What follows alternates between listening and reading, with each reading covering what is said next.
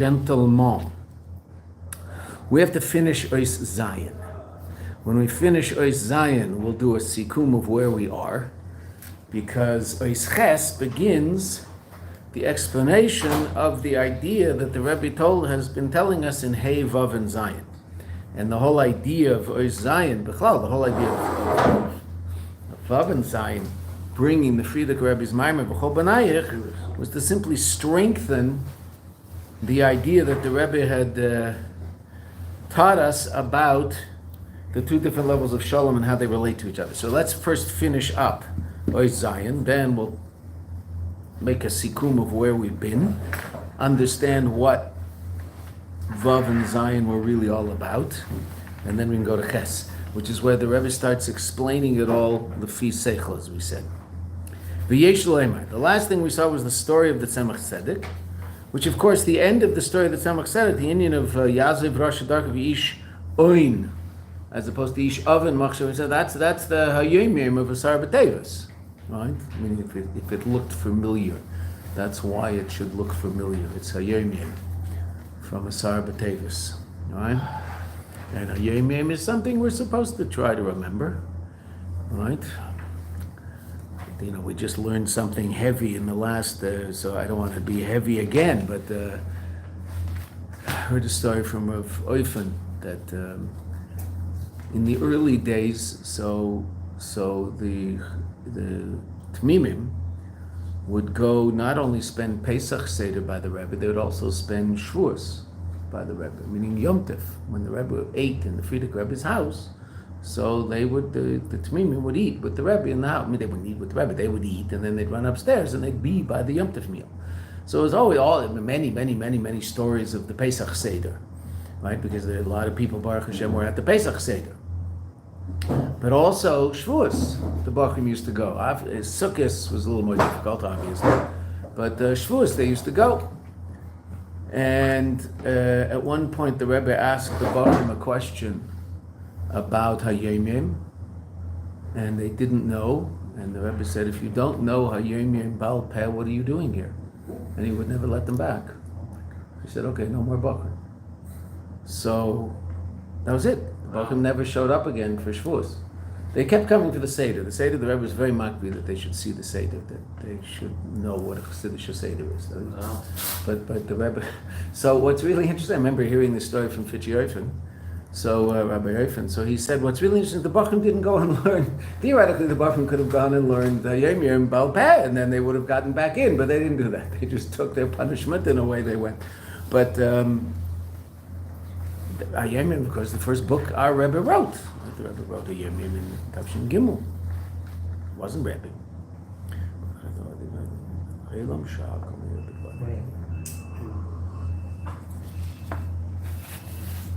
So that's where you've seen that. And if you don't remember, which is reasonable because, in all fairness, Asar B'Tevis is 11 and a half months back, right? So you're going to see it in 2 weeks. You'll see that. Okay, V'yesh Leimar, the Rebbe explains. Continuing in that explanation, we're going to finish that, and then again we'll do the sikum to make sure we know where we are and what's supposed to happen next. V'yesh Leimar, the Mashakos of Machshavesa of Loshen Rabim, thoughts, not thought, who, Kiba Machshava de Yeshus, and we're talking about the Machshava of Oin. And in a Yom, what does it say? What's the Oin? Ani Omer, Ani Choshev, I say, I think. Someone who talks that way, right? It's constantly telling you about themselves. So that's the Oin that the Rebbe is talking about. The Mashkas Machshvesa of Loshen Rabim, who, Kiba Machshava de Yeshus. Regarding Machshava of Yeshus, Yeshnam Kama V'Kama Dargas. There are a number of levels. What is it? Yesh Davar Nifrad Bifnei Atzmei. Right, yeah. The Alter Rebbe says Yesh Davar Nifrad Bifnei Atzmei. Right, so simple, he is a thing that is separate by itself. This is explaining Yeshus, but Rav Mendel used to forbring and say that's 4 different levels of Yeshus. There's Yesh. You know, he's not insufferable. He just, he has Yeshus like everybody. He has a certain sense in which he puts himself in a more important place than he should be. But he's not, he's doing his best. Davar. that's worse. He's a davar. He's like a thing. He's already a thing. He's something. Nifrad. He's separate. He's so into his own yeshus that he's disconnected from a Kadosh Baruch Hu because he's so into his own metzius. And the worst of bifnei atzmi, he's just all by himself because he can't even get along with anybody. And this is I think with what the Rabbi's talking about here. His yeshus will cause period levavis, like the famous Maimer Veichaltzu of the Rabbi Shab, the Maimer on Avos Yisrael that the Rabbi Shab said. Why did the famous story? Why did the Rabbi Shab say this Maimer on Avos Yisrael? The treatise on Avos Yisrael is the Maimer from the Rabbi Shab called Veichaltzu. And there, the Rebbe explains other things also, Chachma Bina, but the avoid in that Maimer is all about Avos Yisrael. And he explains that a person can't get along with another person because if I'm taking up space, then the very fact that you exist bothers me because you're also taking up space and you're taking up my space. It's not that I have nothing against you per se. You didn't do anything, but your etzem metzias bothers me because you're taking up my space.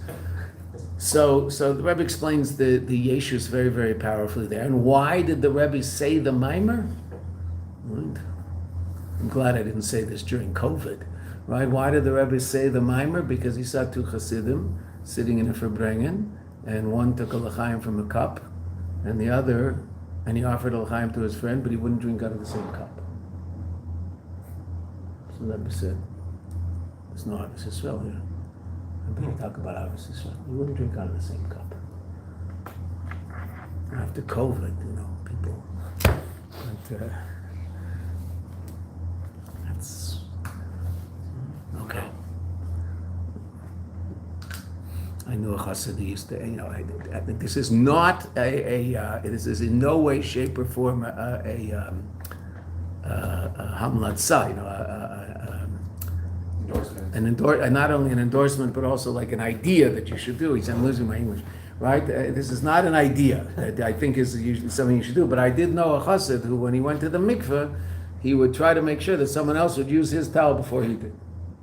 Mainly, if you have a little Avos Yisrael, if after you use it, someone doesn't have a towel, you give him a towel. Here in Israel, there's no towels in the mikveh, right? So you give him the towel. Okay, beseder. But then, of course, you take it and disinfect it at home, right? It goes straight in the washing machine. No, this guy would see if he could find someone to use his towel first. Al Avos Yisrael.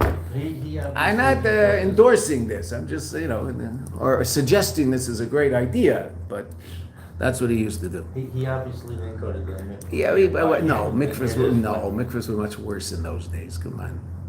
They say about who, they say he walked on water. Walk on water. Went to a mikvah. What's the big deal? Anybody can walk on the water in the mikvah, If you don't cut it with a knife before you go in, there's nothing, Okay. I do remember my son, Leibush, he's now 39 years old. So when he was 8, mikvahs were different in those days. They didn't have these fancy filters, etc. So we went to the Ger mikvah in Har Nofi. That's where he learned to go to mikvah. Then they built another new mikvah a block from our house, which is very nice. I still go there every day. It's a beautiful mikvah. 3 pools, and they keep it clean, etc. So the first time we went there, Erev Shabbos, took him, he was a little boy. He walked down the steps. He went about 3 steps in, and he looks at me with this look of wonder, like 8-year-olds. Abba, I can see my feet. Because you couldn't see your feet in that mikveh. No, 2 steps down, everything was gone. That's what mikvahs used to be like. This is the way it was, Now Baruch Hashem, they're clean. ויש להם, דמשקה זה מחשבי סב לשון רבים הוא כי המחשבה די ישוס, יש them kama v'kama dargos. Like we said, like Rav Mendel said, yesh, and then there's davar, which is worse. Nifrad, which is even worse. Bifnei atzmei, that's the worst. You can't even get along then. He won't even sit at what was Rav Mendel's mashal for that? He won't sit at the table in the Farbrengen with everybody else. Well, what? Sit at the table of the Farbrengen with everybody else. He'll sit there, but he's somewhere else. He's not. You can't just sit at the Chefra. There's people like that, right? In every shul, there's someone like that. It won't, He's in. He'll listen. He'll listen to the divrei Torah, but sit with the chevra. And if someone spills hummus, so it gets on your pants, good. Jewish hummus. It's good. It's good for you.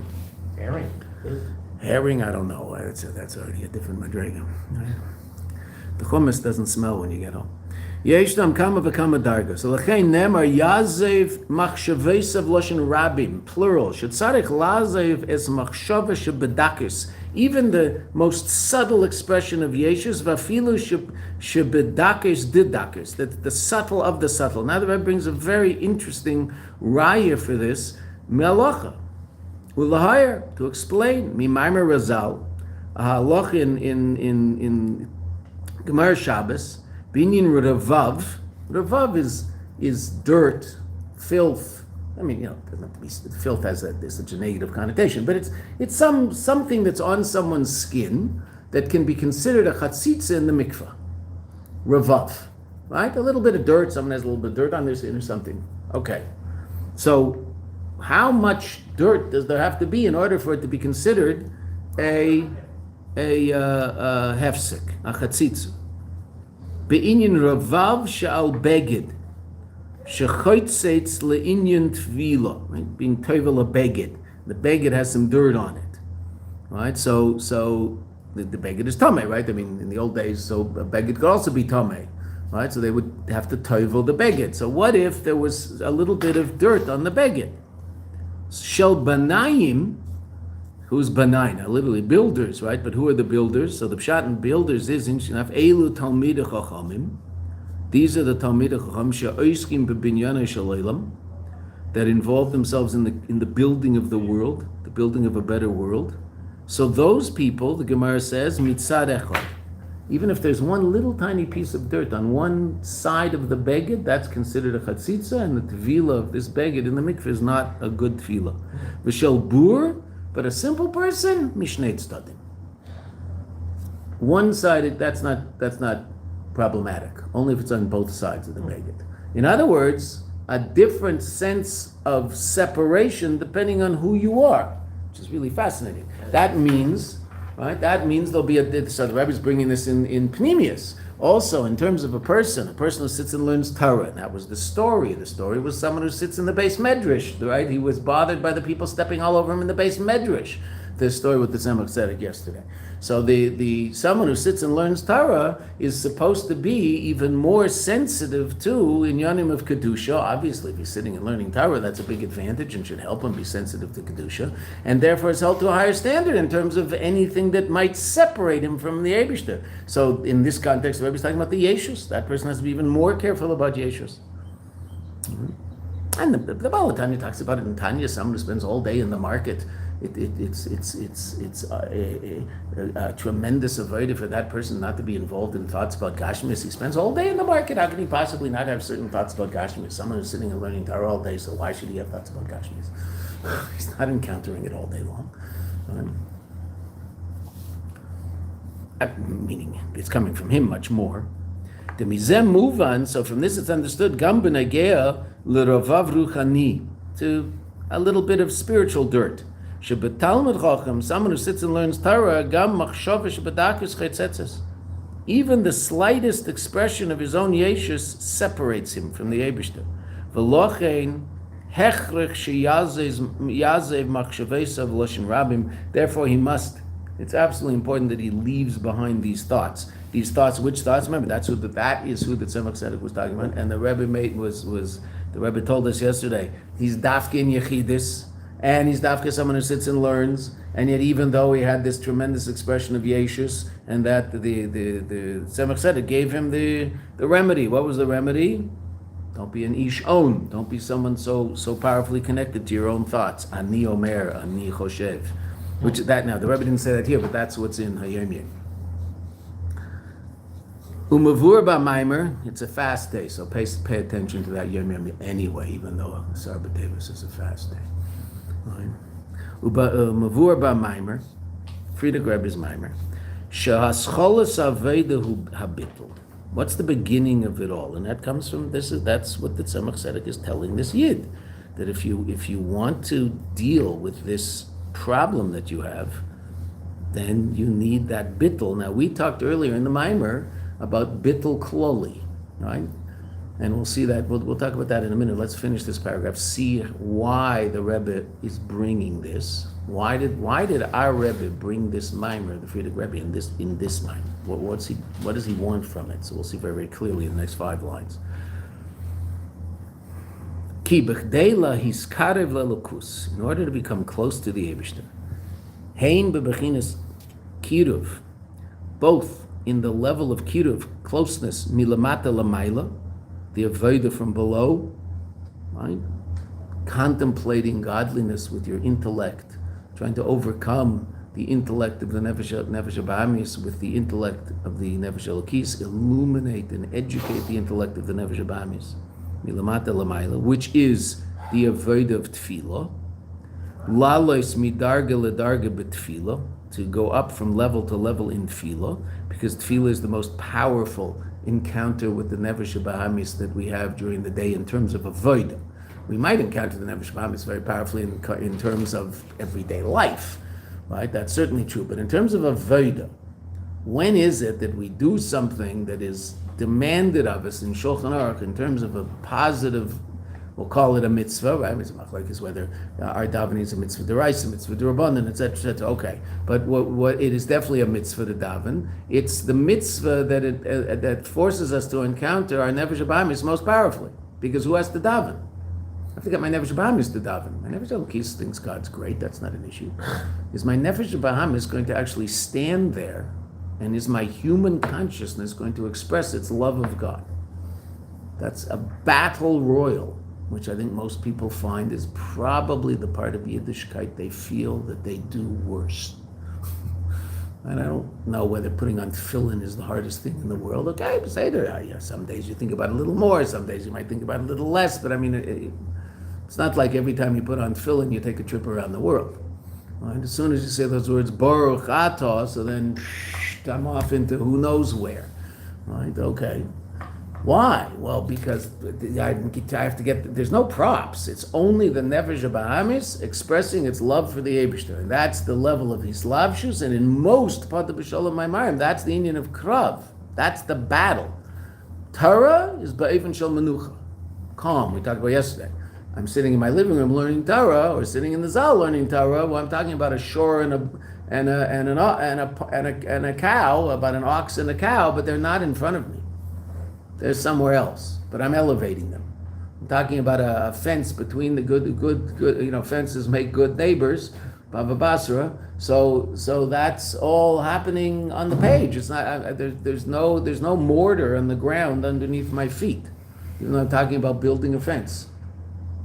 I'm making a beater, ba'ofen shel menucha milamayla lamata. That's Torah, generally, which is going to come up.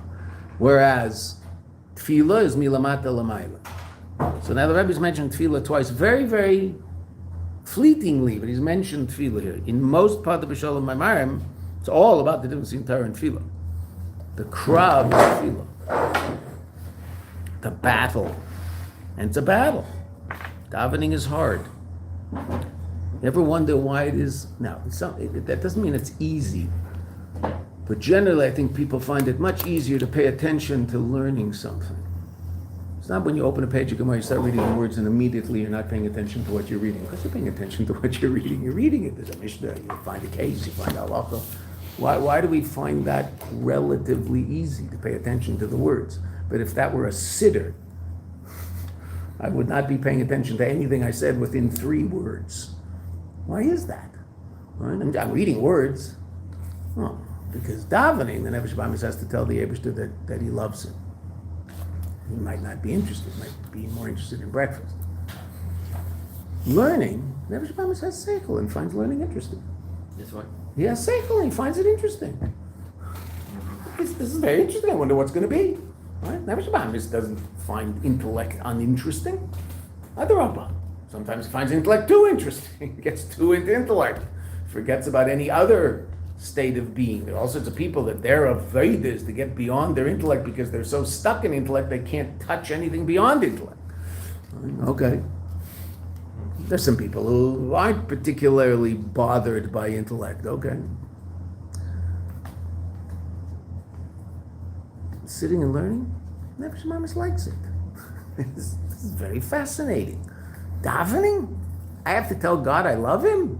Fair. So he just disappears into wherever he goes. All right, that story, we've told the story a number of times, right? About the Rabbi who said that when he has strange thoughts in davening, so sometimes he has one strange thought. But sometimes when he davens better, he has two strange thoughts. And sometimes when he davens really well, he has three strange thoughts. Three what? Strange thoughts. So the Chassidim couldn't understand what it should be the other way around. He said, no. Sometimes when I start to daven, I have a strange thought, and that strange thought stays the whole davening long. I have one strange thought the whole davening. So sometimes I daven, I get a strange thought, it stops, and I actually focus on the davening a little. Then I go back into another strange thought, but I have two. That's at least at some point I was actually in the middle. I was thinking about what I was saying. He said sometimes when I really daven well, I have three strange thoughts. I'll daven, drift off somewhere, come back, think about what I'm saying, but then I'll drift off again. Oh, but I come back again. And I think about what, and then that's amazing davening when I had three Machshavas. A tzaddik is saying this to his Chassidim. Why? And everybody laughs because that's our existential experience of davening. It's very difficult.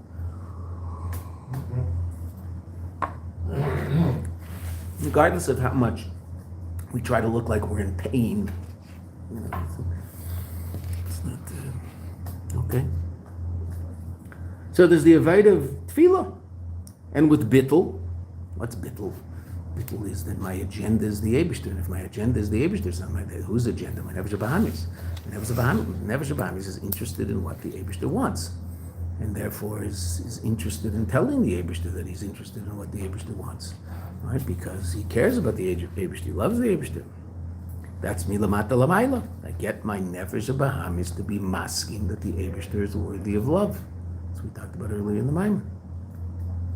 V'hein, and also bebechinas kiruv milamayla lamata, also from above, which is the gilui or of the higher levels of neshama. Basogis elokus benafshe b'Torah, through the contemplating and comprehension of godliness in his soul through learning Torah. Even that oyedei anova v'shiflus is also through humility and lowliness. Lowliness, not that I'm worthless, chos v'sholom. But it's that bittul kloli that the Rabbi talked about earlier in the Maimer. The basic understanding that my life isn't about me, it's about something bigger than me. I'm the one who has to live it, I'm the one who has to do it. But it should hopefully be an expression of something bigger than me, not simply my agenda. That God's part of my agenda. No, I'm part of God's agenda. And those are two completely different things. I can make God part of my agenda. I have an agenda. I have what I want in life. Okay, and God plays a part in that. Maybe an extremely important part. Maybe even the most important part, but still a part. Because God is revolving around me. He's in orbit around me. Or bittul is not that I don't have a personality, not that I don't do anything. You sit there and drool in a chair all day. Oh, he's really buttle. That's not bittul. Bittul is that a person is incredibly active and energetic and accomplishing all sorts of things with a basic agenda in mind. And what's the agenda? The agenda is the Eibishter's agenda. Right? A yesh walks into a room and is interested in making sure that the people in that room think better of him. Right? That's his agenda when he walks in the room. That somehow I have to convince the people in this room that I'm okay. Whatever that is. Right? I'm frum if he's in a frum community. I'm athletic if he hangs around athletic people. I'm bright if he's hanging around, whatever. I was going to say university people, but I don't know what that's the case. He's hanging around, the people who take intellect seriously. Right? I'm rich if he's hanging around businessmen. I'm an excellent surgeon if he's hanging around surgeons. He has to make sure that everybody knows that he's good at whatever they think being good is. That's a yesh.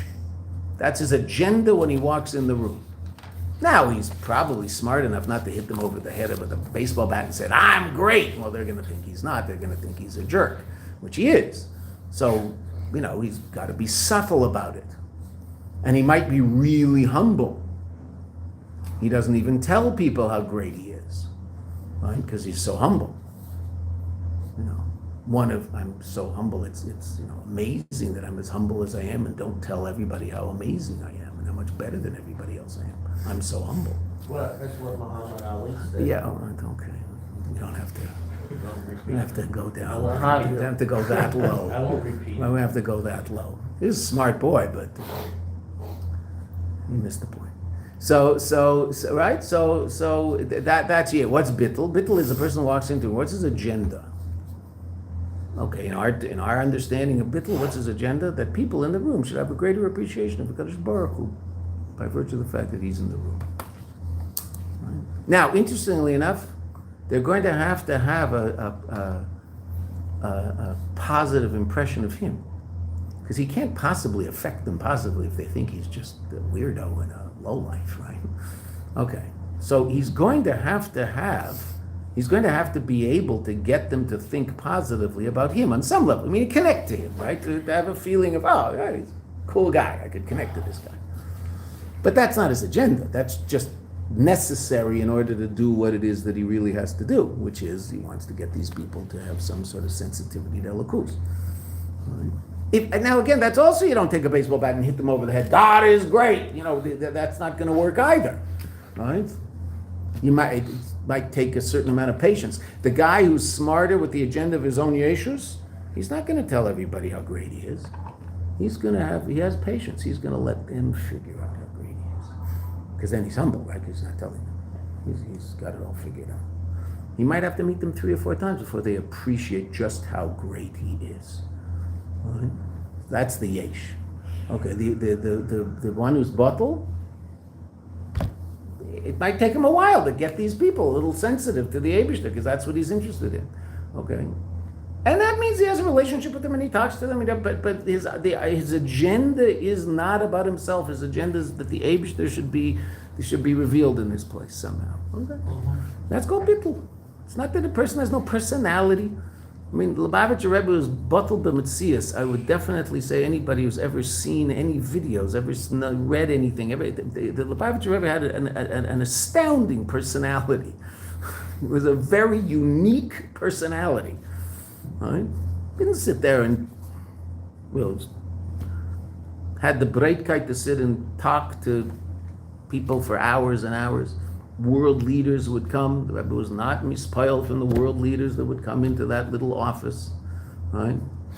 He was there to somehow see if he couldn't figure out a way that world leader would do something positive for the ultimate purpose of the creation of the world, within the context of his ability to do that. That's why the Rebbe would see Israeli leaders and ministers of education, etc. The Rebbe said, why would I? That he was chastised for having to do with the Zionists. The Rebbe said, I understand. The minister of education in the Israeli government has the ability to affect positively millions of Jewish children.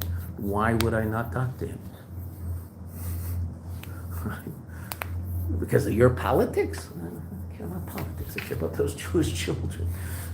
This person he could do something. He has the ability to do something. Will he? That's a separate question, but he has the possibility, much more than you and I. Right? He's the Minister of Education. He could really make policy change in terms of what Jewish kids are learning in Eretz Yisrael. That's certainly a person I would like to have the ear of. Right? Not so my children can get in free. Right? So that all the children will have a better education. Right? And it even rubbed off on the people around the Rebbe. Rabbi Groner's 2 sons, his twin sons, were the last 2 guys in their class that had Chassidus with the Rebbe as children. They were the last 2. Everybody in the class had Chassidus as children for their bar mitzvah, except his kids. Wow. His kids said to him, Tati, I guess we don't have to be first, but at least. So, okay. So they got in last. It's Chassidus Yid, Rabbi Groner. And he certainly did not use that position for any self-aggrandizement, that's for sure. So how does learning Torah work? Also, same bittul. Right? If I don't think that Chazal knows more than me, I'm not going to learn very much. And, that every now and then, because I teach beginning Gemara class, every now and then someone will say, that's a stupid question. Okay, you'll figure it out. I control myself better now than I used to when I was younger. Right? But what do you mean that's a stupid question? Who in the world are you to say that Rava's question is stupid? Bemet. but the person that's saying that, they read it and it doesn't make sense. Whoa. You want to learn something from this person? He knows and you don't. Now, listen, figure it out. And that's why I think, I don't know, I mean, it seems to be the reasonable explanation as to why it is that the Talmud department in Hebrew University and other major universities have never produced one world-class Talmud Chacham. They've produced a lot of people who know a tremendous amount of stuff. These guys are writing PhDs in Talmud and they know backwards and forwards. But they haven't produced one real Talmud Chacham. Why? No bittul, there's no another, there's no shiflers. It's all about their own seichel. Which means if there's a sugya I don't understand, the problem is with the sugya, not me. So then I'll never understand it. But when you and I sit down, hopefully, when you and I sit down and learn a sugya, we know the problem isn't the sugya, the problem is me. The Gemara is fine, I don't get it. The Gemara, it makes sense, I just don't get it. Okay, so then I'm going to work until I do. But if I can decide that the Gemara somehow, there must be some other version because this version doesn't make sense, well then I'll never have to figure it out. And that's another v'shiflis. V'yesh leimer. Now the Rebbe explains why it is that the Frierdiker Rebbe is brought in this mimer. Why did we bring this whole story of the Frierdiker Rebbe? This had nothing to do really with what we were talking about. We were talking about the idea that the Rebbe had said before we brought the mimer of the Frierdiker Rebbe was that besholom means not only that there are two different levels of sholem, sholem milamayla and sholem milamata. The sholem milamata lamayla, that bothered us because that's not sholem, that's called milchama, right? That's the question the Rebbe's answering. The Rebbe then said that based on the gilui of Yechida, and we'll talk about that in a minute also, what that gilui means in the context of this mimer. I'm sorry. That's never happened before. So my son, I feel badly doing that to my son. There was terrorists attacking the entrance of Yerushalayim. Maybe I'm worried. I don't know. He's in the safe havens of Tel Aviv. He just goes to a bomb shelter every evening with his children. Not for the last 7 days because we have peace. But so where were we? Beis Sholem, 2 levels of Sholem. But what's the chiddush of the Rebbe in this mimer? That each level of Sholem contains within it the other. In other words, the advantage of the Gilui Milamayla is the bittul of it, but it doesn't necessarily penetrate into the Lamata. It doesn't change the Lamata. No, even the Gilui Milamayla will bring about a change in the Lamata. Right? That's one aspect of understanding. Meaning, what's the advantage of the Aveda from below? The advantage from the Aveda from below is that it penetrates into my conscious being because it's my consciousness encountering these ideas and trying to grapple with them. So it affects me consciously. Okay, but that effect is limited and that effect can be undone by virtue of the fact that I might hear a better argument. Right? No. Even the Aveda from below has the advantage of the Gilui or from above, the bittul of the Gilui or from above. That was the Rebbe's basic point in Beis Sholem. That was the chiddush of the mimer. Therefore, the Rebbe brought the Frierdiker Rebbe's mimer. Why? Because of this. V'yesh leimer dezeh shemefaret ba'mimer shnei yofanim dekirev lelukus. In the mimer, the Rebbe, we just quoted it. The Rebbe talks about these 2 levels of bittul, how it will affect your tefillah and it will affect your Torah. But bechol benayich is talking about what? We learned this pasuk yesterday. What aspect of Aveda is bechol benayich talking about? Learning Torah. The story that the Tzemach Tzedek, about the Tzemach Tzedek, who was he? Someone learning Torah in the base of Medrash. So why all of a sudden did the Frierdiker Rebbe include tefillah in this explanation? Talking about the Torah, which is the Aveda from above below, the revelation from above, the holiness of the Torah affects the person. That he details, he explains in a detailed way in the mimer, shnei efonim, 2 different ways of kiruv lelukus. We just quoted it, 3 lines up. Hagam, even though shebechdei levar loshen targum, that even though in order to explain the language of the targum that we saw yesterday, alfin beraisa davaya, why do I have to be told it's Torah Avaya? I know it's Torah Savaya. Oh, why do I have to be told it's Torah Savaya so that I'll learn with the bittul necessaries that it'll affect me positively and I won't become a yesh by virtue of the fact that I understand all these deep intellectual concepts? Negeya l'cha'ura, this affects, at first glance, the raka kiruv shayadei Torah. This is only relevant to Torah because I'm talking about learning Torah, and that's what Kol Banayach is about. That's what the pasuk is about. When we talked about our 3 psukim, we said the pasuk of Poda besholom is the beater of the nefesh elokis from the nefesh abahamis. The pasuk of V'shavti V'sholom is halasa nitzotzis in the world, the elevation of the sparks in the world. And the pasuk of Kol Banayach, the 3rd pasuk that brings the word sholem, Rav Sholem, also 2 different levels of sholem, is Talmud Torah. And that's the Maimer of the Frierdiker Rebbe, and that's what the Rebbe brought. So why did the Rebbe bring that? That's milamayla lamata. Aren't we really trying to understand why is milamata lamayla? Why is the avoda from below above? Why is that also besholem? And the answer is that if you bring about a revelation of Yechidah Shebenefesh, so even that will be besholem. So why did the Rebbe bring in the Frierdiker Rebbe's Maimer? It's all about Torah. Oh, because what does the Frierdiker Rebbe say in his Maimer? He says that ultimately, the bittul that we learn about affects both the avodah from milamata lamayla, tefillah, and the avodah milamayla lamata, Torah, which is the simple shot, because that's what we're talking about. So the Rebbe just showed us why he brought the last 2 Hosius in this Maimer. The Rebbe's position was that both levels include each other. And you see that in the Frierdiker Rebbe's Maimer. That's why he brought it. Now we understand it. The last 4 lines of bringing the Frierdiker Rebbe's Maimer. Until this week, it was an amazing Maimer and really interesting, but why are we talking about it? Why is it here in this Maimer? Because of these lines. Hagam shebechdei levar loshen targum alfin beraisa davai neigei l'chora raka kiruv shayidei Torah. That's talking about Torah. So why did the Rebbe bring it here? Why does the Frierdiker Rebbe talk about the elevation of tefillah, the kiruv milamata lamayla?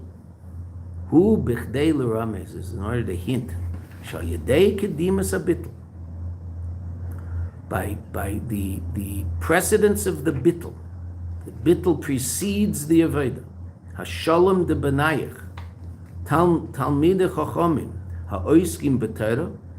These Torah scholars that are sitting and learning Torah, milamayla lamata, and that's all from above below. Who b'shleimus? How is it b'shleimus?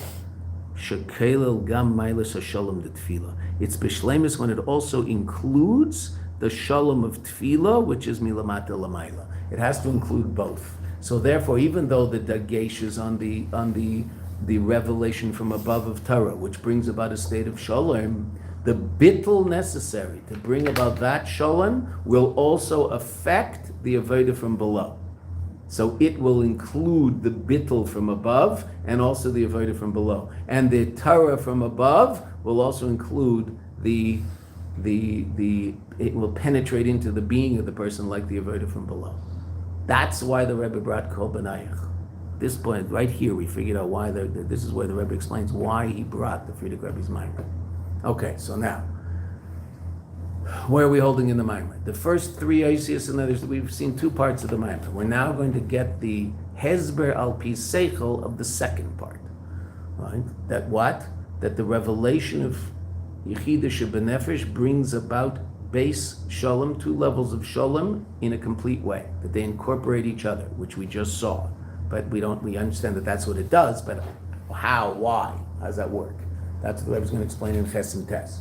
Okay, but before we get to Chesem Tes, what have we seen? The first 3 Hosius, the Chiddush of the first 3 Hosius in the Maimer were clearly the fact, Poda besholom nafshi mikravli, that I can experience sholem even though I'm involved in a krav. Why? Ki b'Rabbi hayu imadi, because there's a gilui of etzem in the neshama, gilui of Yechidah sheben neshama. And the Rebbe explained that in an astounding way. The very fact that there's a krav, this was always Gimel, but Aleph, Beis, Gimel all go together. The fact that there is a krav, we're talking about a battle. That means we must be talking about someone who has a battle with his nefesh habahamis. But if there's a gili of Yechidish B'nefesh, why does this person have a battle with the Nefesh Bahamis? There's no such battle. If there's a gili of Yechidish B'nefesh, then everything is glatt, everything is easy, it's smooth. That's what Yechidish B'nefesh, there's no opposition. So how can it possibly be that there's a krav? Poda besholom nafshi, keep it rabim hayuimadi. That I get. Even the padiyah is difficult. Okay, but that we can somehow explain away the need for redemption. Okay, but it's the emphasis on shalom. It's all besholom. It's all besholom. Why? Keep it rabim hayuimadi, because it was a revelation of Yechidish B'nefesh. So what's the krav? Oh, so the chiddush of the Rebbe was, this is amazing chiddush. That what? This pasuk isn't talking to tzaddikim. This pasuk is talking to you and I. This pasuk is talking to people who have a krav, who have challenges from their nefesh habahamis. How do you defeat the nefesh habahamis b'sholem? By contemplating the fact that you have a yechidish b'nefesh, contemplating the fact that you're essentially connected to the Eibishter. That's who you truly are. Not only connected, you're indistinguishable from the Eibishter. You're a chelik elokam mimal mamish. And then making the chalata to act in accordance with that reality. And that will bring about a pada besholem. There is a nefesh habahamis, and the nefesh habahamis is making his noise, and he's driving you crazy. You want to beat him calmly? Just remind him that he's part of a reality where there's something called Yechida Shebenefesh, and in that place, Einoid Malvado, it's all Elokus. And if you think about that and then make the decision to act in accordance with that, you'll overcome that taiva b'sholem, calmly. And that explains the Rebbe's derech and avodah more than anything you'll ever see.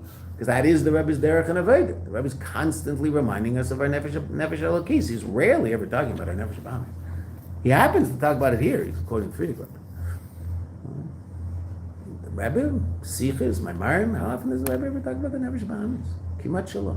What does the Rebbe talk about constantly? Nefesh Elokis. Just live your Nefesh Elokis. Don't spend so much time dealing with your Nefesh Bahamis. Just express your Nefesh Elokis and everything will work. Shine the light. Don't deal with the existence of the darkness. Just shine the light. And it'll work out. That's the Rebbe's derech and avodah. That's why he has us busy doing things all the time. We're so busy doing positive things. Right? Even down shlichus, a person is so busy doing all sorts of things. They don't have, who has time for taivas? Oh, it's the Rebbe's basic derech and avodah. Don't sit and contemplate the depths of your navel. Just get out there and do positive things. You finished one, do another one. Get going. No, let's go. Hit this Rambam. You learned today. You did Mitzvah today. You learned you finished your Masechta this year. Did you add something in a Veda today? So, and since you said it, the Rebbe says in the paragraph before he ends with the part about the davening, that davening is really the foundation of this. So why don't we today, like I know Rav Shlomo Chaim, the davening was a huge part of the yeshiva. Why is that not today? If this is the situation, why are we not pressing it? Even here in Mayanot? Mayanot got that. It's funny because the guys have been complaining about how fast davening has been this year. It was never like this. But this year it's been lightning fast. I mean, I've been davening for a while. I can't keep up. And Rabbi Vichten is a different rabbi. But since Rabbi Vichten started davening, you can hear he says every word out loud. So you might have a hard time saying every word that fast because I've never met anybody who can say words as fast as Rabbi Vichten says words.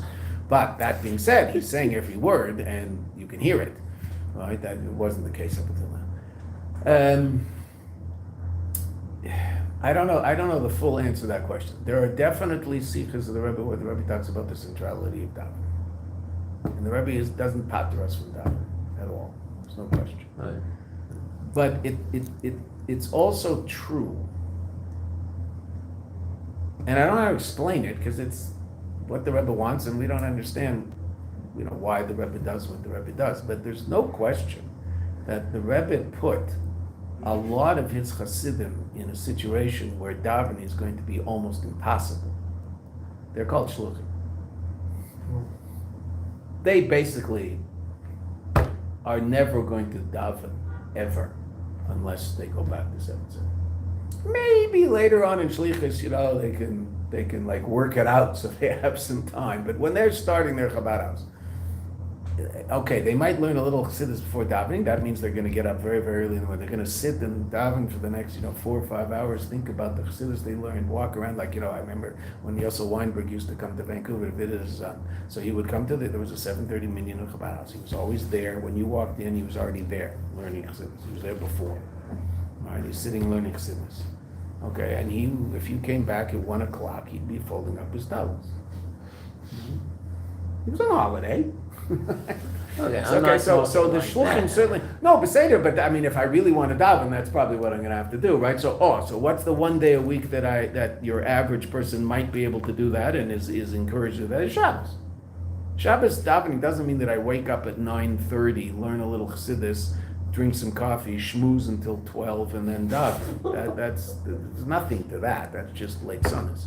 Right, is getting up, obviously a little later than usual, but getting up and learning some Chassidus and davening and trying to daven properly and maybe finding a niggin that when you daven with that niggin, the words seem to they resonate a little more, right? And even though that's going to mean that you're going to take a while, okay, say that you've got time, you're not going anywhere.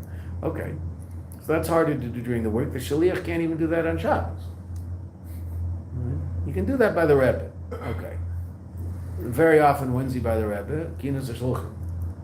You can't daven like that, Kinas or Shulchan, because he's just like this, right? You can't even, I remember the last Friday night, it was 2 or 3 years ago, last Friday night I was at the Kinas, so I had to go out to go to the washroom before Marib, so I came back in. I had a place where I was sitting comfortably.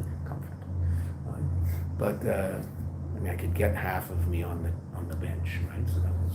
So I had to leave that place. So I came and I was standing. I could not lift up, I had a sitter in my hands. I could not lift up my arms to get the sitter in front of my face, right?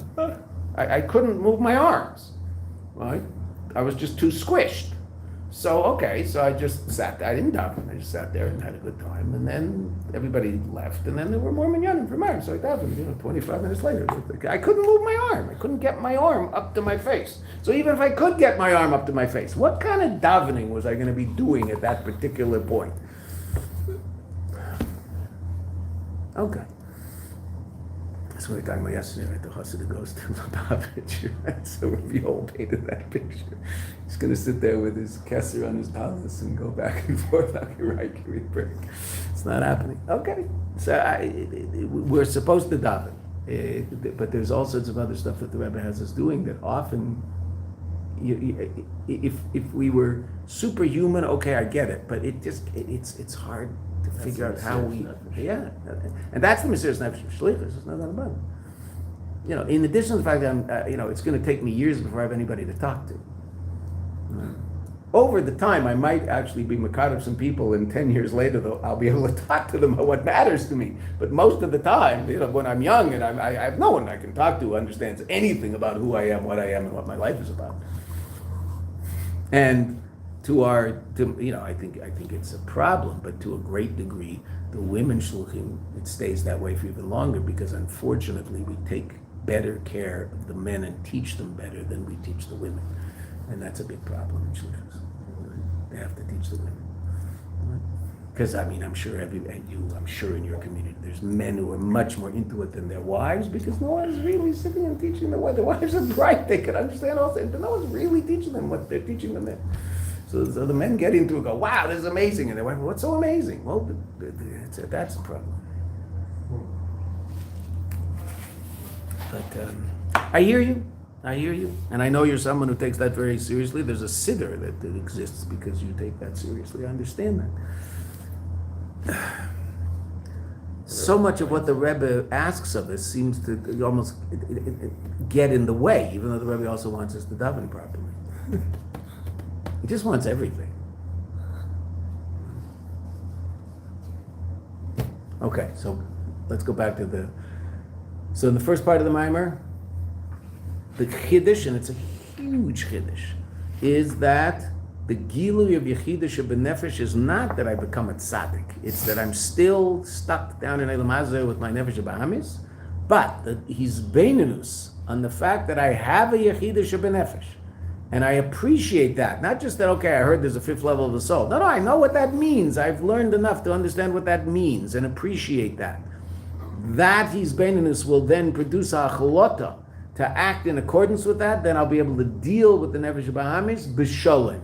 Still have to deal with him, but besholom. Yadia la'elyona. My hand will be on top. And I won't have to, it's going to be less of a battle once I realize what's really at stake. Right? I have all the ammunition. Okay. That's the first part of the Maimon. Then the Rabbi talks about besholom. And the chiddush in besholom is, first of all, both levels of shalom are necessary. But the real chiddush is not only are both levels of shalom necessary, and this we see from Kol Banayach, and that's why the Rebbe brings the Frierdiker Rebbe's Maimer, is that the true expression of the Poda besholom and Shavti besholom and Kol Banayach, the true expression of it is that the Avodah milamayla lamata, the Avodah of above below, the advantage being the Gilui Or brings about bittul, that will also incorporate into it the advantage of the Avodah from below, which is that it penetrates into my conscious being. And the Avodah from below, which is that it's penetrating into my conscious being, will also have the advantage of the revelation from above, which is the bittul. They'll each have the advantage of the other. Right? After explaining very clearly what the advantage of each was, therefore what the disadvantage of each was. No, they won't have those disadvantages. They'll each can, and how? Why is that? Ki barabim hayu imodi, because of the gilui of Yechidah. Oh, okay. So then the Rebbe brings the Frierdiker Rebbe's Maimer and show, that's what we just saw the last 4 lines. Why did I bring that Maimer, the Rebbe says? Because you see in that Maimer that the Frierdiker Rebbe, interesting enough, and the story with the Tzemach Tzedek also, right? In Yechidis, where there's a Gilui Yechidah, right? What does the Tzemach Tzedek tell him? He doesn't just tell him about his Talmud Torah, he also tells him about his Avodah from below. And if they're both affected. Right? And the Frierdiker Rebbe talks about that. Why does the Frierdiker Rebbe talk about it, the Rebbe asks? Oh, because so that's why we brought Kol Banayach. That's why the Rebbe brought that Maimer here.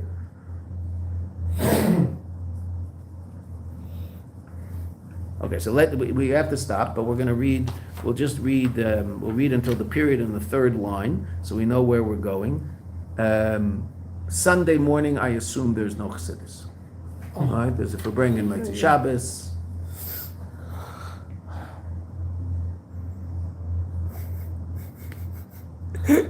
I don't know what we're going to be doing at 7:30 in the morning, but I don't think it'll be sitting in this room calmly drinking coffee. Right?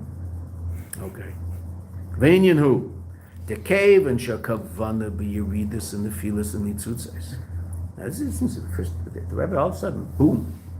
We're talking about Vashavti Besholom now. We're talking about the bearer of the world in general, which came up, but this whole idea of the descent of the sparks of holiness down into Klippa, and that they're buried there, he b'chdei baru, in order that they will be rectified, v'yachzu limkeimam, and return to their source. Shal yadei zeh, by virtue of this, yisalu l'mayla yoseh, they'll get to an even higher place. We saw that in Ma'am Rabim. It's in other places. The famous Maimer, the Rebbe, it's in Malukat. Sam Nafshenu B'Chaim, it's Gimel Tammuz Maimer, it's in Malukat, where the Rebbe talks about Yom Sheni, there was a chiluk between Mayim Elyonim and Mayim Tachtonim, the upper waters and the lower waters, the Rakia in between. And the Rebbe brings the Zohar that says the Mayim Tachtonim are boichin, are crying that they also want to be close to the Eibishter. There the Rebbe explains at great length the whole meaning of the purpose of the creation of the klipa, where the sparks are held captive in order to elevate them, and they're crying, I want to be elevated. And that's what the Rebbe is talking about here. Shal yadeiza yisalu l'mayla yosem mikmei shal yakedem yiridesem hare ein shayach. This is so important. It's brought by all the Rabbeim, but by our Rabbi probably more than anybody. Ein shayach sheyeh eze maniya v'ikuf. It's not relevant that there should be any obstacle mitzad nitzutzos in terms of the sparks that want to be elevated. Lahabiru shalem, to their bidur. Better read two more lines. Why might there be an iku? Why might there be an obstacle to the elevation of the sparks of holiness that have to be elevated in order to bring about a rectification of the world? Why might there be such an obstacle? Hurak mitzad adam. It's only mitzad the adam ha'mevarer. Mitzad the mitbarer, mitzad the nitzitzos themselves, mitzad gashmius. Gashmius wants to be elevated. What's the problem? Do I want to elevate it? Now, interesting enough, what do I constantly complain about? Well, it's just so hard to be who I'm supposed to be because I'm in Gashmis. But the Gashmis isn't the problem. The Gashmis is just waiting for you. Right? That story with the Rebbe Shabbat is eating once with the Frierdiker Rebbe, and he picked up some food on the fork and it fell off, and this happened 2 or 3 times, and he smiled to his son and says, it just doesn't want to be elevated yet. It kept falling off the fork. Right? So, but the Iker is the Adam. Why? He can choose whether or not he wants to be mevarer nitzutzes or express himself all day long. Aval mitzad nitzutzes, but mitzad nitzutzes, mitzad the world, muchrach shizbaru. It's absolutely necessary that they should be redeemed. That's what their whole purpose is.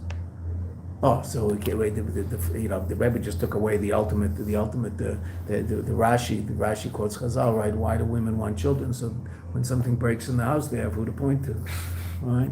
So we point to the world. The world. What do you want from me? I mean, you put me in this physical world. What do you want from me? How am I possibly supposed to serve you in this physical world? Well, the Rebbe just took that away. What's the world all about? The world is all about Avodas Hashem. The world is all about being elevated and redeemed. We're going to see what the Rebbe says. It's an unbelievable thing in this verse. It's all about being redeemed. That's what the world wants. That's what the world is. What's the problem? The problem is the Adam HaMevader. Now, really interestingly enough, even the Adam HaMevader also ultimately is just an expression of Elokus, right? Okay, say that, but that's not where the Rebbe is going now. Right, and that's what the Nisayon is about. I mean, when we learn about Nishaynus, what do we learn? Where's the Nisayon? The Nisayon is in me. Right? That if I were to see reality in a different way, then there wouldn't be a Nisayon. Avram Avinu, we learned about it in V'yadaita just now. Right? If Avram Avinu had looked at reality, and he did. Avram Avinu looked at reality in a different way, and so jumping into the furnace, I mean, it was, you and I call it a Nisayon objectively, but it wasn't a Nisayon, it was Pasha, because he jumped in the furnace. What's the Havmina? I'm going to disconnect from Shem Havayim? No. Okay, so mitzad him, there was, for all intents and purposes, no Nisayon. But that's what's so impressive of the Nisayon, that he passed it so easily, besholom. Okay. So we'll go right there on, I guess Monday.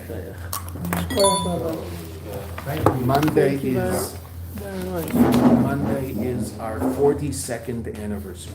Whoa. Wow. Should have many more. Amen. Amen. Teves is my 50th wedding anniversary.